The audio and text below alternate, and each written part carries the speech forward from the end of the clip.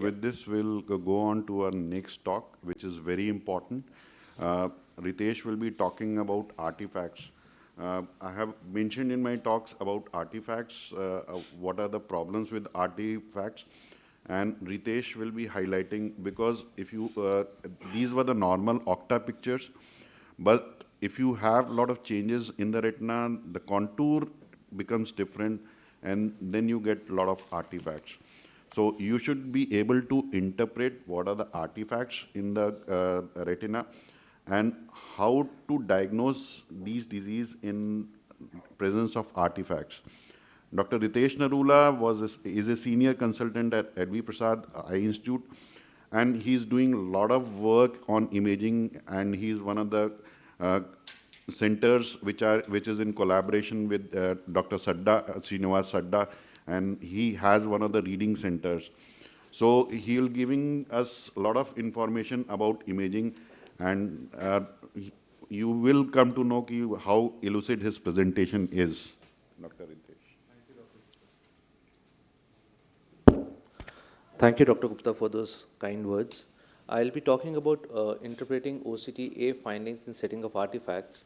I'll start off with this small slide, which actually also highlights our session, which talks about OCT angio as teenage tantrums. We took this IC, has been taking this IC for a few years, and initially we started off as a toddler, wherein it was just starting to take its steps. From here, it is becoming from a toy to a tool for us, as we have been discussing after the previous talk, how useful a tool it is becoming and no longer a toy.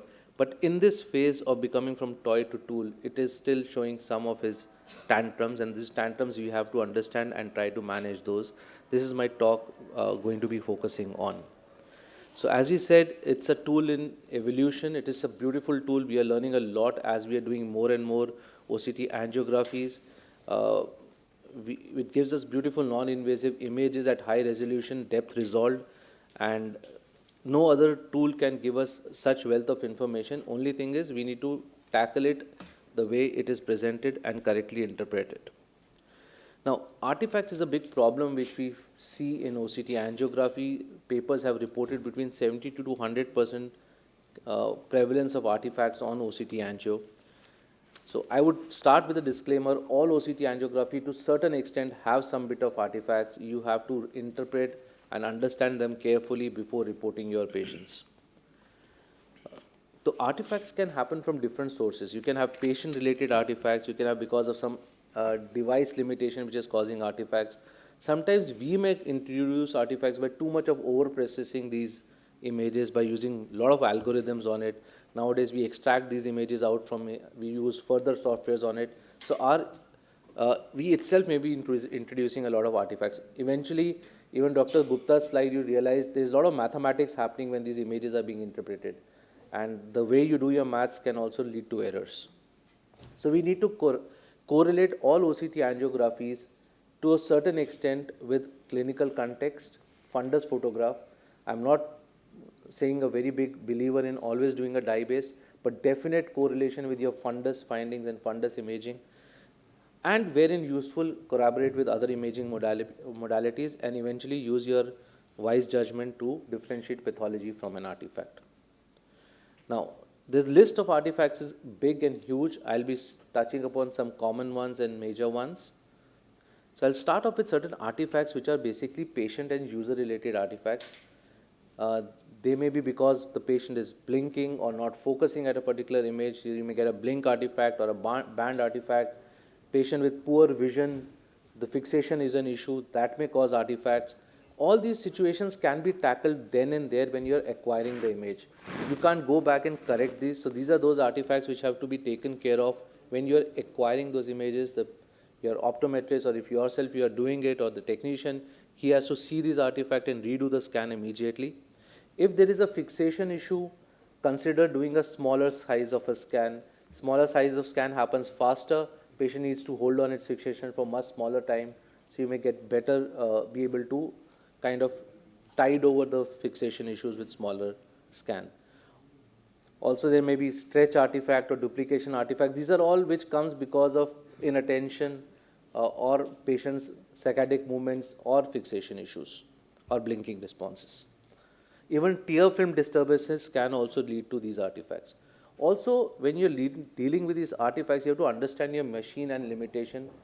If you have multiple machines which you have an option to use, you have to understand which machine gives you a faster scan, which machine takes lesser number of scans. So if you compare, say, an RTView with a Spectralis versus a Cirrus or a Plex Elite, you'll realize the number of the scan speeds are very different between these machines, ranging from 70,000 scans per second to about 1 lakh scans per second.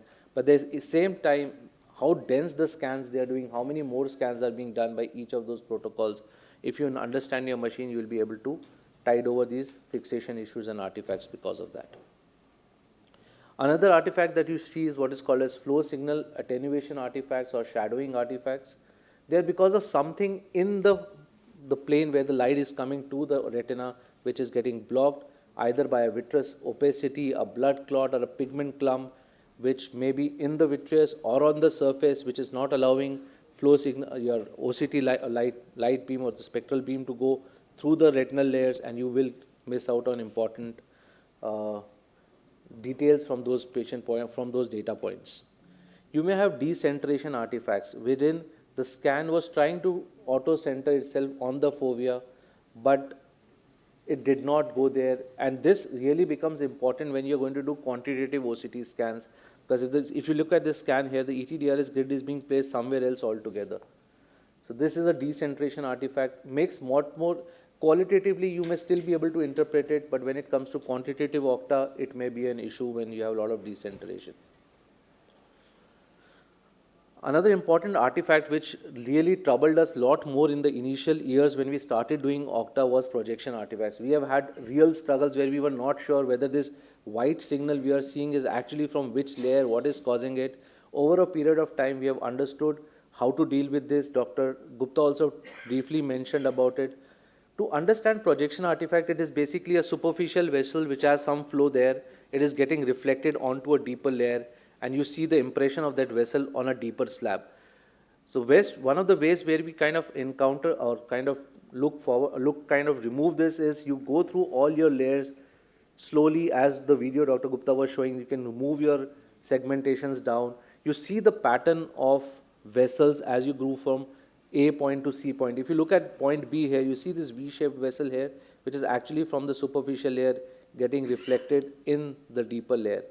So look at the anatomy of the vessel. This was what we were doing most of the time earlier, till we started using a lot more flow signal and we started switching on flow.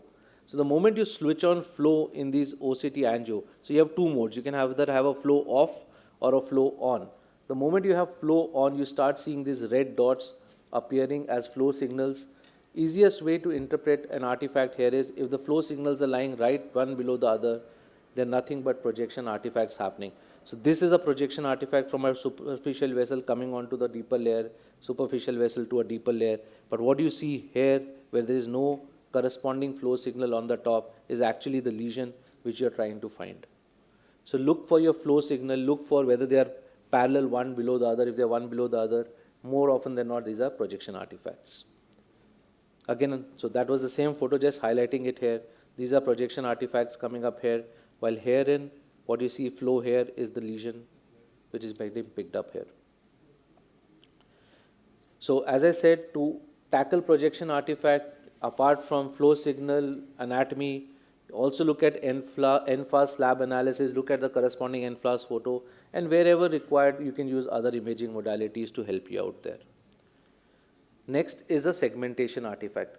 Now, each of the OCT machines have a different way how they segment different layers of the retina. Angioplex will be separating in a different way from Spectralis, OCTA, from SSOCT of a TopCon. The definitions of what they call as superficial plexus, deep plexus is totally different. So remember, when you're dealing with different machines for the same patient, each time you do it on a different machine, it's not wise to try and interpret one OCTA from another based on different machines. It may introduce artifacts on its own. Slab segmentation is an important thing which you have to sit and correct on the machine if there are issues. I'll show you a great example how slab artifacts can disturb us. This is a angioplex. This is a Zeiss Cirrus 6x6 OCT scan where you see a segmentation from the superficial plexus showing a network around the foveal avascular zone. When you go to deep plexus, you feel you have looking here at a widened FAZ, but this is not a widened FAZ. Actually, you look at your segmentation, it is passing through an area of void. This is a flow void because there is a neurosensory detachment there. There is no vessel within the detachment. So obviously you're going to get no signal coming in this area because your segmentation is running right through the center of that SRF pocket. So that's how you have to interpret, go and check where your segmentation is passing from and able to correct that manually. Earlier, the machines didn't allow us to manually change the contour of these segmentation lines. Now we can even play with the contour of these segmentation lines to get better fit on our OCT angiogram. Another example wherein we were trying to look at this particular lesion, which is visible here inside a SRF pocket and PED. This was the initial auto segmentation of ORCC slab which had come from the machine. We went back, sat, took the cross to that particular PED area, properly corrected our segmentation, and we were able to see a large network with a cluster of vessels sitting right at that area. So, importance of doing a good segmentation emphasized here. Another patient who had these multiple nice drusen's on the retina. This is an false color image photograph showing multiple PEDs in both. This is the right eye, superficial and the ORCC complex showing these multiple PEDs, but we could barely pick up some kind of a network forming in ORCC slab here. We went back, did a good segmentation of RP fit. You could really see kind of coiling up of this net under those PED in the right eye in an 8x8 scan. And this is the whole lesion when we did a 6x6 scan, RP fit with a nice polyp flow signal, large BVN network, which we could pick up in this right eye of the patient. Similar one, another proper segmentation could pick up a polyp in the left eye of the same patient. We have a lot talking about wide field OCT angiography. It definitely has its merit. This is a 12x12 montage scan wherein you can really go beyond the normal conventional OCT angiographies that we were earlier looking at. Allows us to look at peripheral retinal vascular abnormalities beautifully. But wider the scan also comes with few demerits. The artifacts get more accentuated. All the artifacts which can happen in a smaller size scan happen much more in a wide field OCTA because of longer image acquisition time. There is something called as peripheral defocus. As you go more periphery, the retina kind of warps. It's no longer flat, so it has a curvature to it. So there's a defocus element which comes to it as you're going more peripheral. If your wide field is very sensitive to slightest of misalignment between the OCT beam and pupil. And what we get alignment error when we try to montage these images, we'll show in the next slide. Also, this particular study which analyzed about 7,500 wide field scans, it said that sometimes in these peripheral OCT we have to be very careful because the weak signal strength coming from periphery can actually mimic a non-perfusion area also. So look at this particular OCT scan. If you look at the montage here, what you are seeing here is alignment artifact. The vessels are not really aligning well with each other. These are the alignment artifacts that you can see. Also what you see, these are real non-perfusion area, but what you may be seeing here in this area, these are not real non-perfusion areas. These are also because of the wider field that you are able to interpret it. So to summarize, OCT angiography as a tool is added a lot to our armamentarium. We are learning a lot from this tool. NFAS visualization along with B-scan, proper layer by layer analysis is its strength. You can really see different vasculatures, but artifact is its weakness or its tantrums. You need to understand these tantrums. You understand these artifacts, you overcome them, take time with your machine. You are definitely going to get a lot more answers from your OCT angiography.